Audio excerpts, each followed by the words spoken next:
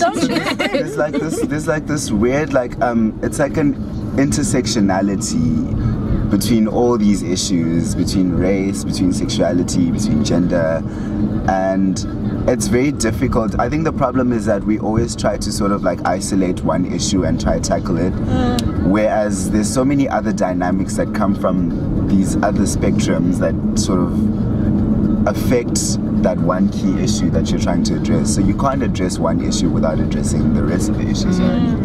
And I also think that there's this slight confusion between sexual orientation and gender. And I think it's partly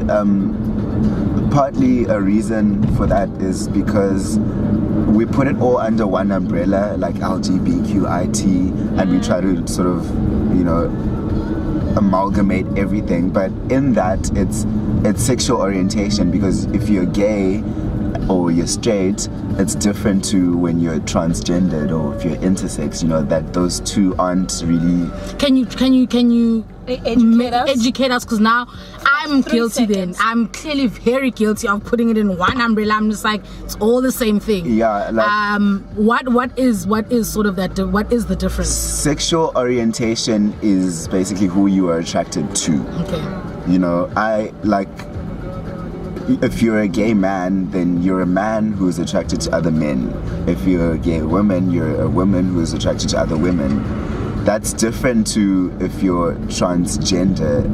If you're transgender, it means you're transitioning from one gender to another. Got you. So, the issues of gender are different to the issues of sexual orientation. Got you. Do you know what I mean? There it is. Okay. So, now, bring it back to then Caitlin. Caitlin now has transitioned. She doesn't know she's attracted. And now, obviously, she's still. I remember just watching a few stuff that she was still, within chats like a female. I'm now then going to be guilty of saying she's now lesbian. Am I right? Am I wrong? I thought she was. Well, I don't think. Or does it not even count? Well, it depends. You can it's up to her it's up to her to decide who she's actually attracted to, because she could still be attracted to women. At the end of the day, that. So then, do we call her a lesbian woman? I don't think we should call her anything. What should that's what I'm trying to understand, is that without us wanting to have two. If she's a woman attracted to other women, if she is a woman, she would be a lesbian woman. Okay, but has she decided what she? No. We don't know. I don't think she's even announced. I don't know. I'm not sure. I don't actually follow keep up to date with the life and times of Caitlyn Jenner, to be honest. But I think just to kind of just bring the conversation to the center and to kind of sort of wrap it up. Where to from here? What needs to go on going forward? Because with Tando, we were kind of trying to discuss, Uti, is it still important that we have these conversations? Do we still need to have forum discussions about this, to open it up to South Africa, to Uganda, to Zim, to everything else? Where to from here? And also, where to from here for every other sexual, well, not that there's every other, whatever, but from straight people as well? What are the things that we're not supposed to be saying? Because I'm very guilty of I guess, othering them, because now I'm also that person who's good, and I want to take responsibility for my part in, as much as I support, and I'm also an advocate for not wanting anything horrible to be done to homosexual people, but I'm guilty of segregating and be like, there's homosexuals, and I'm not recognizing who we are one at the end of the day. It doesn't matter what your sexual preference is or what your whatever. Where to from here? What do we as people just need to do to kind of make everybody included and not feel like you guys are there and you guys are there? I think there are levels to sort of discrimination, and we're all guilty of a certain type of discrimination. At the end of the day, we do make mistakes. We obviously, I'm not gonna say, oh my god, this person is gay, I hate him, but it's active. It's sort of you can see it in my behavior. Certain times I might say, I might let something slip, I might do this, I might do that, and I'm not actually taking into account how that person is going to perceive it.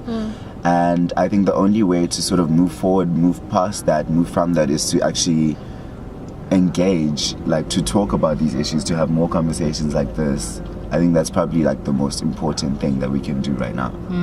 I just have a question. You know, with engaging and talking, do you not maybe if I'm set in my ways and I'm just like, oh my god, I think homosexuality is wrong, how with as however often we're having conversations, do you not maybe think that not the same people, but more or less of people that are open to understanding or hearing more are going to be the people that are going to be the ones that are coming to the talks, and the people that we really need to get to are not coming to the talks, and they're not getting educated. So as like, even if mina giti okay angazi lutho, but I want to know more, and I'm going to the talk and I'm with it, and I'm okay, now I leave work for the talk and I've acquired this knowledge.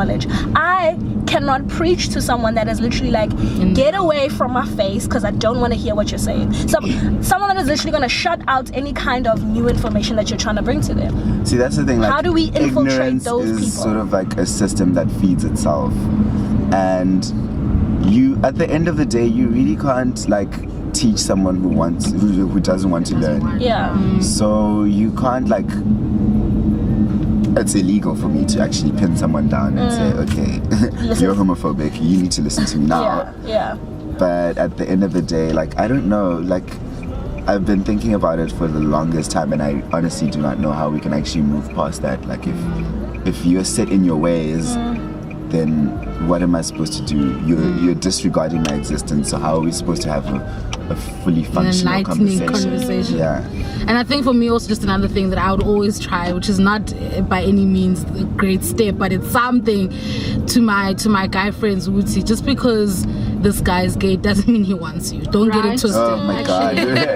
Don't get it twisted. And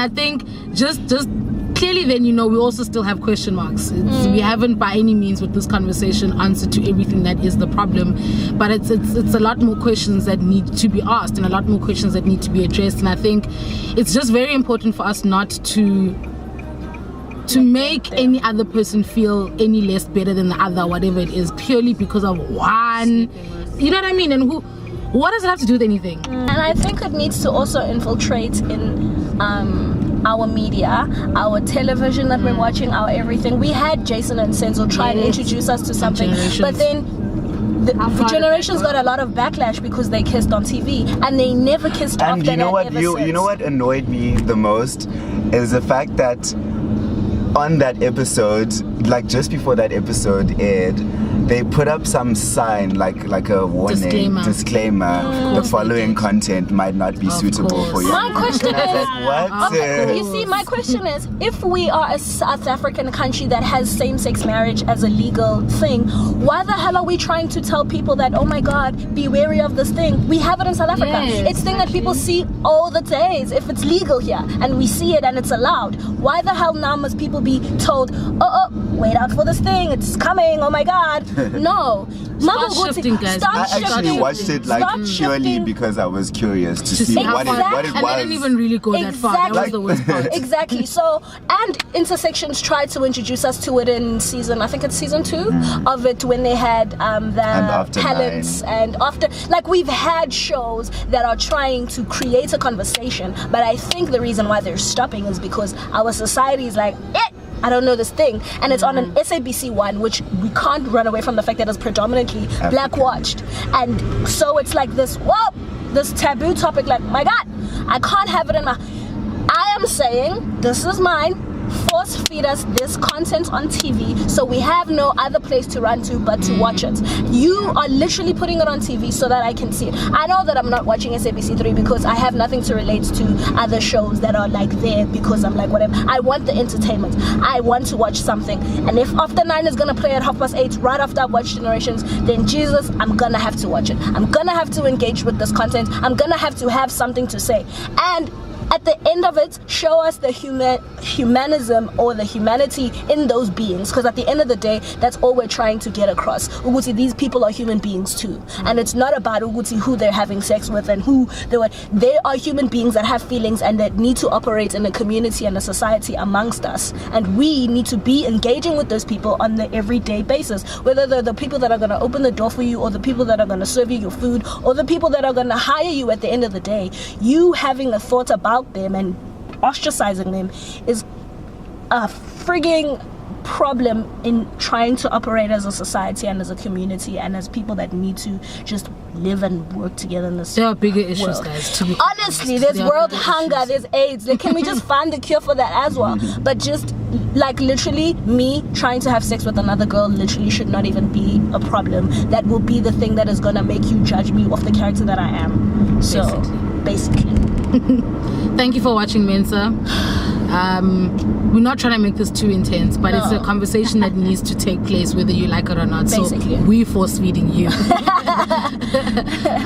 But subscribe, like, share, and I think post a status on Facebook, guys. Ask those questions. We need the answers. We've got to get these answers in order to move forward. Thank you. Thank you for watching, and thank you guys for coming. Thank you, Tando. Thank you, Tanasha. Oh my God, it was a TTT. Boom.